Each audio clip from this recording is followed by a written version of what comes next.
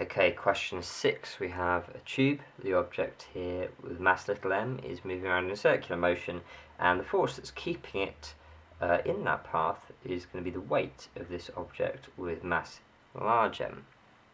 So with a question like this, and we're trying to work out what M is going to be, essentially what we're trying to do is work out first of all, what the centripetal force is going to be, because that's going to be equal to the weight of this. The weight of this, of course, is mg.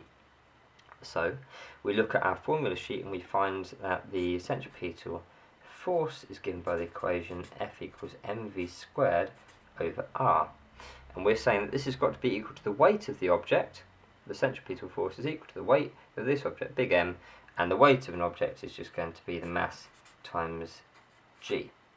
So we know that this equation is going to hold, and we should be able to just rearrange this to get an equation that gives us m. So we can simply say that by dividing both sides by g, we'll get a value for m of mv squared over gr. mv squared over gr, or over rg, is the same as c, and so the answer to question 6 is c. Question 7, we're asked, at what point is the magnitude of the resultant force on the mass a minimum? This is an object that is going with simple harmonic motion. So at the point where we've got the minimum resultant force, this is a spring system, so we can draw ourselves a spring, and the object here is going to be going up and it's going to be going down. When it goes up, it's going to be squeezing this spring. The spring's going to be trying to push it downwards, so there's going to be a resultant force there. When the object has moved downwards a bit, then there's going to be a force from the spring pulling it up. And we know that there's going to be a certain point in the middle, which we call the equilibrium position, where the resultant forces on the object are actually going to be 0. So it's going to have to be at the equilibrium position, which is going to be at the centre of the oscillation. Question 7 is going to be A.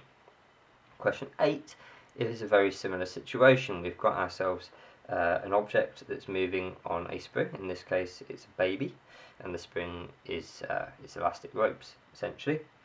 And we have this situation where we can draw it out again. Here are our ropes.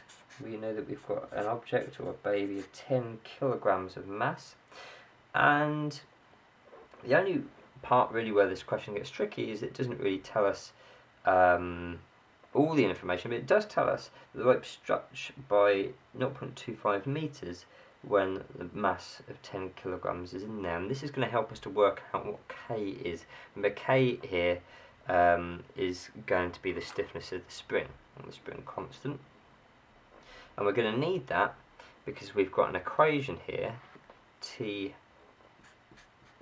we're working out the time period, is going to be 2 pi root m over k. So we know what m is straight away, it's 10 kilograms, and pi obviously. So we just need to work out what this k thing is going to be. So we need to remind ourselves that k is f divided by x, or L, or whatever you're going to use for the change in length. Let's call it delta L here.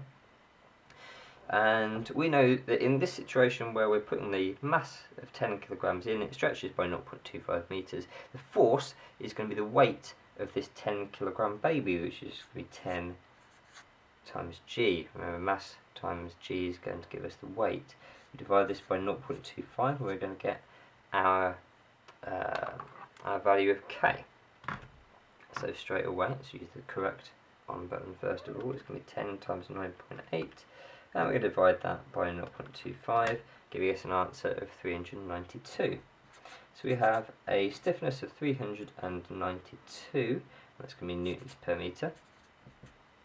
And we're going to be able to use this now to put it into this equation here. So the time period is going to be 2 pi, and then it's going to be multiplied by the square root of 10g, or 10 times 9.8. Divided by the stiffness, which is 392, and that is going to give us an answer of 3.1 seconds, which of course is wrong because the answer is A. Now let's go back and check that we've got all of that correct.